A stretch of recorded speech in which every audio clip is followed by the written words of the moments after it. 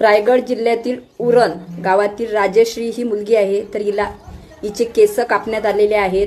हिचा चेहरा एकदम निर्घुणपणे ठेचण्यात आलेला आहे. तिच्या गुप्तांगावर वार करण्यात आले आणि तिचे तुकडे करण्यात आलेले आहे. तर का तर दाऊद शेख या नावाच्या मुलाची FIR हिने 2019 मध्ये दिली होती. तेव्हापासून हा मुलगा गावातून गायब होता. परंतु गेल्या काही दिवसापासून उरण गावात तो परत आला आणि परत आल्यानंतर त्याने ट्रॅप लावला आणि राजश्रीला त्यामध्ये फसवलं आणि तिला किडनॅप केलं. किडनॅप केल्यानंतर तिचे केस कापण्यात आले, तिचा चेहरा ठेचण्यात आला, तिच्या गुप्तांगावर वार करण्यात आले आणि तिचे तुकडे करण्यात आले.